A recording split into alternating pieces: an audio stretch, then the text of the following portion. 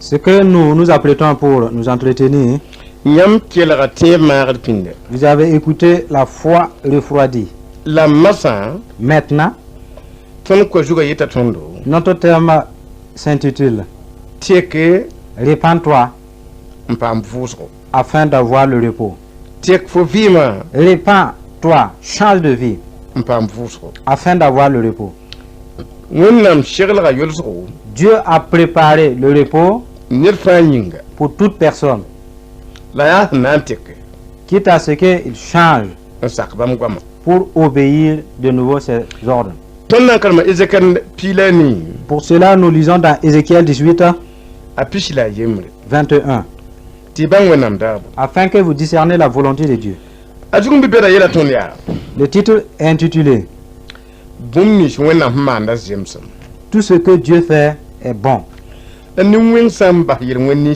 Si le méchant revient de tous les péchés qu'il a commis, s'il observe toutes mes lois et pratique la droiture et la justice, il vivra, il ne mourra pas.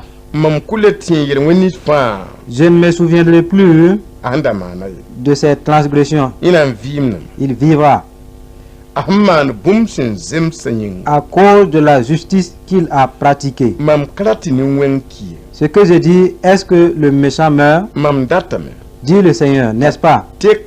Qu'il change de conduite et qu'il vive. Je suis l'Éternel, dit le Seigneur. Si le juste se détourne de sa justice et commet l'iniquité, s'il limite toutes les abominations du méchant, vivra-t-il? Non.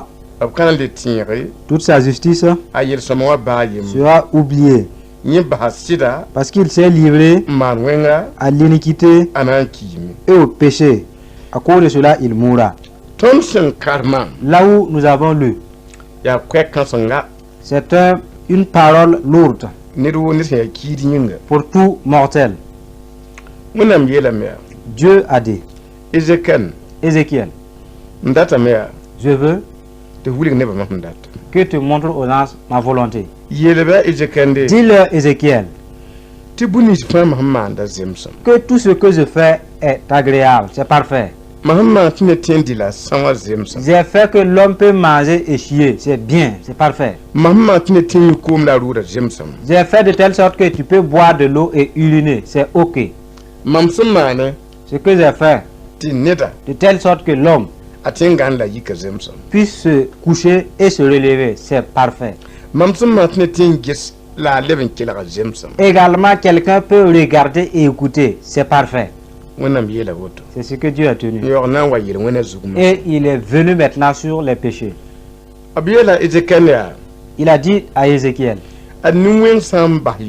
si le méchant revient de tous ses péchés qu'il a commis, et s'il dit, j'ai appris que Jésus est venu pour les pécheurs, c'est Dieu qui l'a envoyé.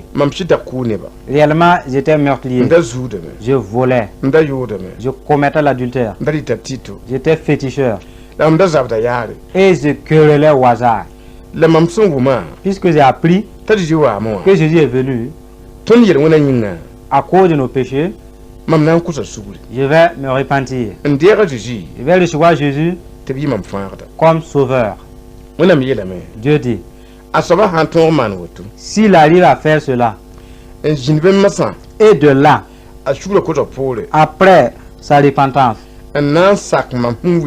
s'il obéit tout ce que je lui dis, de surcroît mes lois, en ce qui concerne mes lois, j'ai dit de vous aimer, Et soyez justes les uns envers les autres. Pratiquez la justice. Et si vous obéissez, puisque vous avez obéi, sachez donc que moi, l'Éternel, qui est le refusé, j'ôte la mort sur toi. Et en lieu et place, je mets la vie. Puisque tu t'es repenti, tout ce que tu as fait est mort. Et tu es ressuscité. Maintenant, puisque tu vas persévérer dans les bonnes œuvres, je te promets la vie. Ce que Dieu a dit à Ézéchiel. Il a montré clairement à Ézéchiel. Dis au peuple, moi l'Éternel, je ne veux pas que l'homme meure.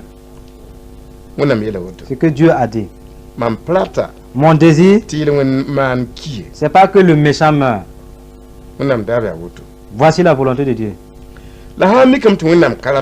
S'il s'avère que Dieu ne désire pas notre décès, cela veut dire que des fois Dieu est indigné. Au moment où nous trouvons dans les péchés de la mort, et nous ne sommes pas d'abord morts,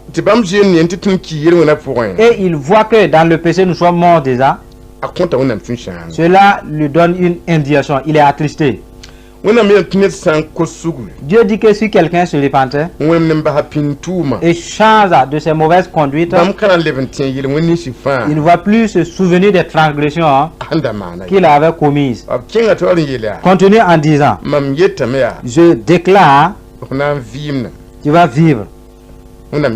Ce que Dieu dit. Si je dis que tu vas vivre, la mort ne peut pas désobéir.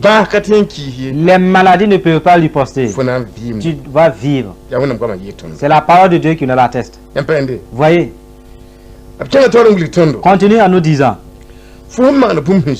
puisque tu as fait ce qui est droit et juste. Raison pour laquelle tout fidèle doit savoir que quand il va transgresser, qu'il se repente. Pourquoi? Parce qu'il est dit, ce que tu as fait de droit, et je t'ai promis la vie. Si quelque chose de maladroit venait et tu y entres, cela détruit cette alliance, cette promesse. Et si tu te répands au nom de Jésus, et cette promesse se renouvelle, se réactive. Vous voyez, Dieu a dit, je ne veux pas que le méchant meure. Je ne veux pas que le meurtrier meure. Je ne veux pas que les adultères meurent. Je ne désire pas que les féticheurs et les devins meurent. Je ne désire pas la mort des querelleurs.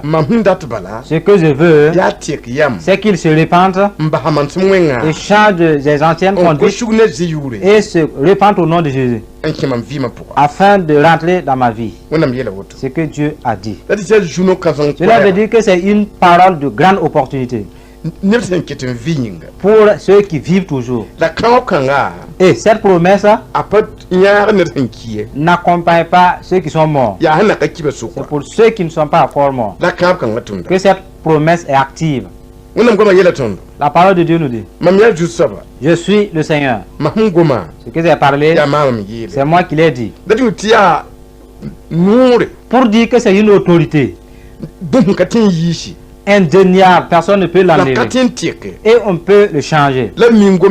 Et quand il finit de parler, il dit, c'est moi qui l'ai dit. Pour dire qu'aucune création ne peut nier ce qu'il a dit. Vous voyez? Raison pour laquelle Dieu dit, Ézéchiel porte à la connaissance du peuple. Si quelqu'un est un pécheur et il apprend mes paroles, il vient changer, il se répand et il laisse ses mauvaises conduites pour obéir tout ce que j'ai dit et pratiquer mes lois au moment convenable. Si il se confie à sa repentance pour faire de nouveau les péchés, Ézéchiel dit à ces genres de personnes que malgré qu'il avait bien fait avant, aucune de ces bonnes œuvres devant moi ne serait plus rappelée, puisqu'il a changé pour obéir la volonté du diable. Raison pour laquelle cette parole, et pour l'enlever, c'est le chant de Jésus qui peut l'enlever. Sinon cette parole, si quelqu'un se convertit et il devient une bonne personne, à un certain moment, s'il veut se détourner de Dieu, sa conversion périt. C'est Jésus seul qui peut médier cette affaire. Ainsi, nous voyons ici que quelqu'un qui s'est converti, qui est fidèle, il peut perdre cela. Quelqu'un qui a agi énormément dans le ministère de Dieu et au profit de ses bonnes œuvres, il commence à faire de la méchanceté. Cela peut annuler ses bonnes œuvres de longue date. Et Dieu ne va plus tenir compte de cela. Raison pour laquelle Dieu veut que les gens soient instruits, afin qu'ils sachent que devant lui, c'est pas que j'ai duré de te suivre. Maintenant, j'ai mon indépendance, je peux faire ce que je veux. Maintenant, nous sommes des indigènes. Tu me connais. Tu me connais, je te connais. Dieu dit, devant moi, c'est pas comme ça. Si tu chantes parce que tu es ancien, je t'abandonne. C'est la parole de Dieu qui nous dit. Il désire que le peuple laisse leur mauvaise conduite pour pouvoir vivre. Il a dit, c'est lui-même qui l'a attesté. Si le juste cesse sa justice pour s'imiter aux méchants, Dieu dit, Dieu pose cette question. Va-t-il vivre dans ces dernières actions qui sont mauvaises? Va-t-il avoir sa première promesse de vie? Lui-même, il a répondu non. À moins qu'il y ait une réconciliation. Raison pour laquelle tout chrétien doit apprendre à discerner au moment où il détruit la promesse divine. Et il n'est plus dans la vie. Afin qu'il parte se repentir, afin que Dieu lui exauce de nouveau. Voyez. Et si nous ne sachons pas cela, nous pouvons commencer dans la justice, faire ce qui est bien. Et notre foi diminue. Parce que si l'homme a sa foi diminuée, ses bonnes œuvres ralentissent. Et les mauvaises œuvres s'imprègnent. Puisque les mauvaises œuvres chez eux, c'est comme du poison qui rentre dans de bonnes nourritures. Et en mangeant, la nourriture vous enlève la faim. Et le poison vous blesse. Cela veut dire que la nourriture et le poison sont effectifs et agissent. Et Dieu veut que les gens sachent qu'il a juré par lui-même qu'il ne désire pas la mort du méchant. Cette parole fait mal au diable. Le fait que Jésus est venu verser son sang coûte très cher au diable. Ce qu'il peut faire, c'est de casser, de tromper les gens afin qu'ils ne sachent pas la profondeur de cette parole. Mais ceux qui persévèrent vont vaincre. Il est dit dans Ézéchiel 33, 11. Dans ce passage, la parole de Dieu nous dit, sur le verset 11, dis-leur, je suis le Seigneur l'Éternel, et que je jure par moi-même que je ne désire pas la mort du méchant, Ce que je veux, c'est qu'il change de conduite, c'est qu'il change de conduite et qu'il vive. Peuple d'Israël, répentez-vous. Revenez de vos mauvaises voies. Pourquoi mourriez-vous? Toi, fils de l'homme, dis aux enfants de ton peuple, la justice du juste ne le sauvera pas au jour de sa transgression. Et le méchant ne tombera pas par sa méchanceté au jour où il se détournera. De même que le juge ne pourra pas vivre par sa justice au jour de sa transgression. Lorsque je dis au juste, toi tu vas vivre. Et s'il se confie dans sa justice et commet l'iniquité, toute sa justice sera oubliée. Et tu vas mourir à cause de ton iniquité. Nous qui vous révélons de ce passage, c'est qu'il y a des gens qui ignorent que quand tu te convertis, tu peux mourir. Pourtant, Dieu a dit aux générations d'Ézéchiel, Ézéchiel,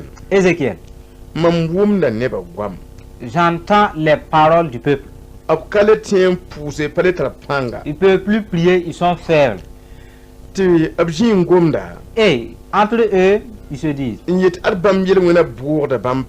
que leurs péchés diminuent leur force. Et leurs iniquités sont sur eux-mêmes. Dis-leur, Ézéchiel, que moi, Dieu, je jure par moi-même, puisqu'il n'y a aucune autre chose pour que je puisse jurer avec cela, que je suis intègre avec eux. Je m'éloigne des tromperies. C'est de tout cœur. Je ne désire pas la mort du méchant. C'est ce que Dieu a dit. Je donne l'opportunité, le privilège aux méchants de se repentir et de changer afin d'abandonner ses mauvaises conduites. Après cela, je lui promets la vie. Je lui promets la vie. C'est que Dieu a montré clairement. Il a dit à Ézéchiel, les gens qui demeurent dans le péché, ils sont ton peuple. Ils sont plus mon peuple. Hein?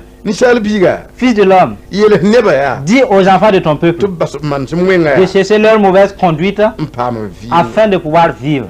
Pour dire que cette affaire est matérielle, c'est comme un chef qui a son cuisinier. Et le cuisinier doit préparer un mets délicat. Si le cuisinier ne prépare pas un plat délicieux, et s'il le fait d'une manière non cuite, la nourriture appartiendra au cuisinier ou à la cuisinière et non au chef. S'il arrive à préparer un plat délicieux, cela c'est pour le chef.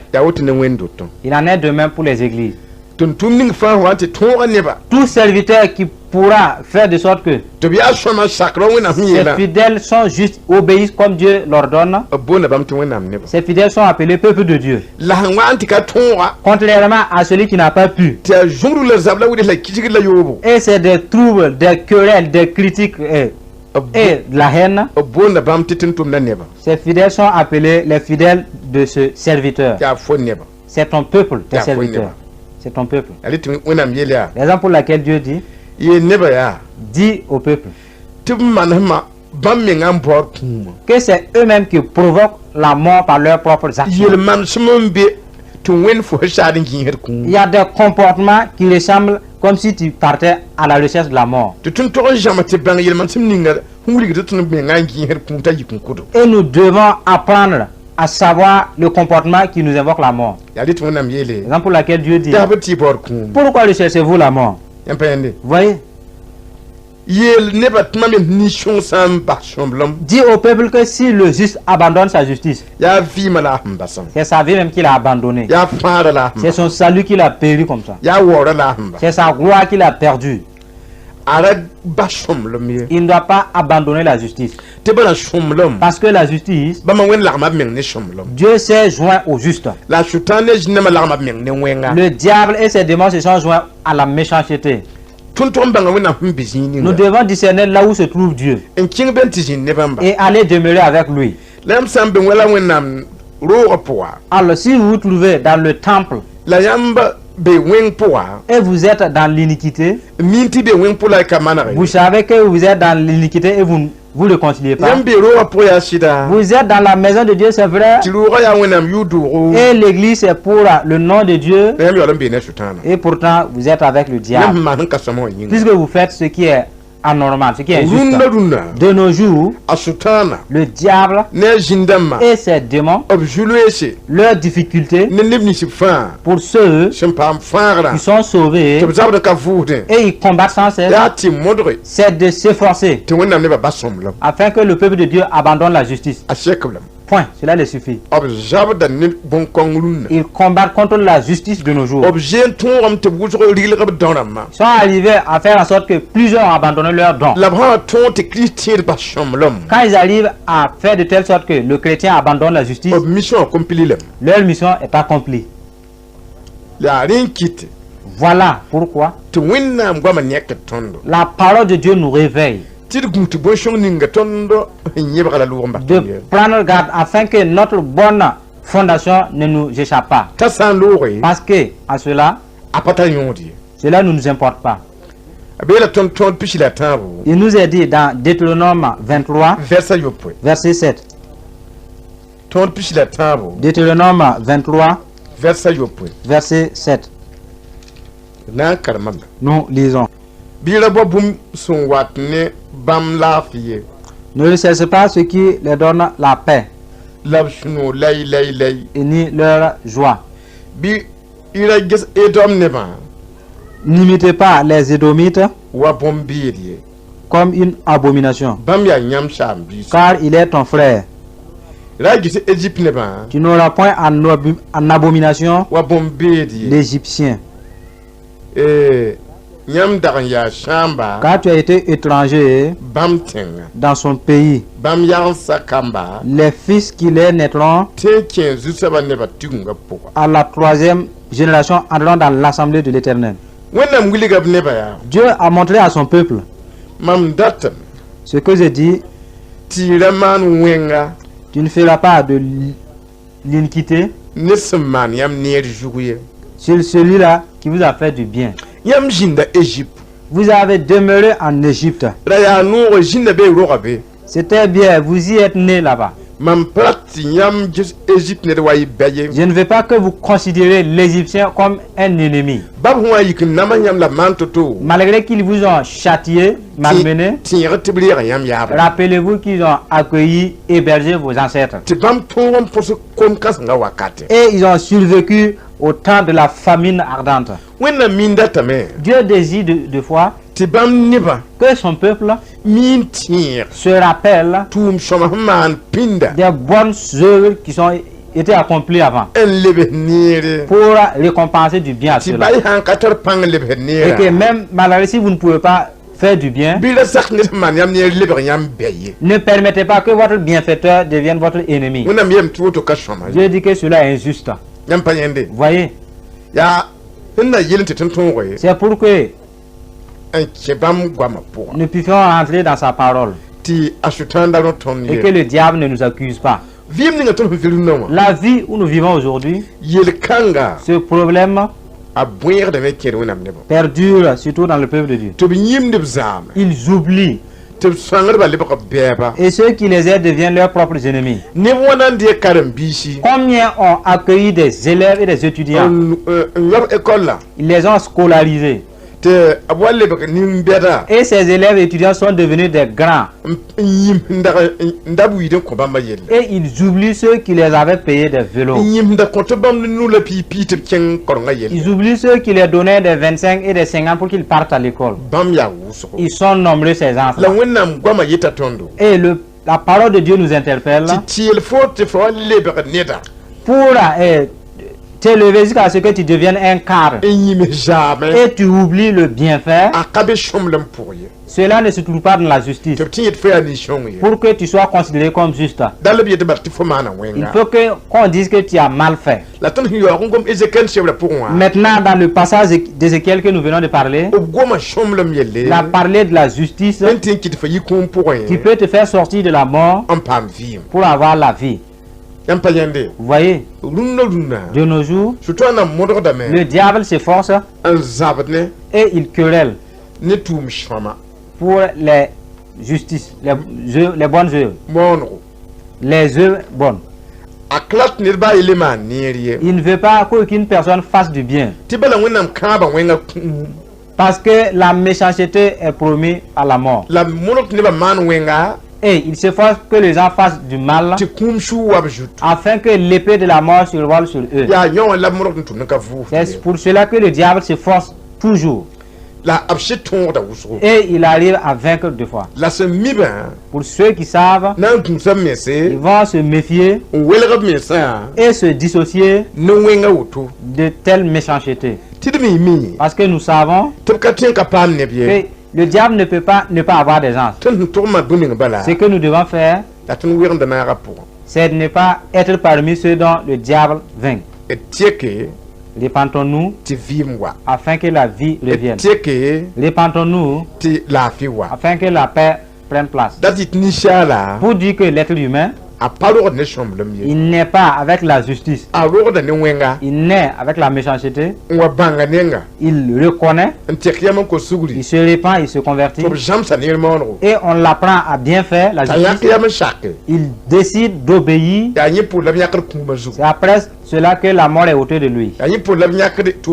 Et les malheurs sont ôtés de dessus de lui. Vous voyez, raison pour laquelle Jésus a dit, faites de tout le peuple mes disciples. Parce que s'ils obéissent à ma doctrine, la mort sera ôtée de dessus d'eux. De même que les souffrances seront enlevées. Malheureusement, ceux qui ont le droit de faire disciple le peuple de Dieu, ils ne persévèrent pas pour ce ministère. Jusqu'au moment où les malheurs commencent à dévorer les gens. Et les portes de la mort sont ouvertes de nos jours. Et les gens meurent dans leur péché. Dans leur... du fait qu'ils ne connaissent pas Dieu. Ainsi, les serviteurs de Dieu ont eu une difficulté de s'efforcer que le peuple tout entier reconnaisse la vérité et sortir de la mort. Vous voyez, Dieu a envoyé l'opportunité et son opportunité repose sur les fidèles. Et cela dépend de nous et que nous efforcions afin que la volonté de Dieu soit accomplie. Il y a des gens qui se trouvent dans les ténèbres. Ça va qu'en recevant Dieu, la vie vient. Ça va qu'en recevant Dieu, la paix vient. Maintenant, si vous vous efforcez afin qu'il reçoive Jésus, quand la paix viendra sur eux, leur douleur qu'ils recevaient et que vous les avez fait réussir la paix, la paix de ces gens vous sont restituées. Parce que c'est grâce à vous. Raison pour laquelle d'autres vont mourir sans que leur paix ne prenne fin. Si tu fasses en sorte que près de 100 personnes aient la paix et l'esprit de mort les a abandonnés, et toute cette œuvre t'a été récompensé. Puisque Dieu restitue à chacun selon son œuvre. Tu iras au ciel. Vous voyez?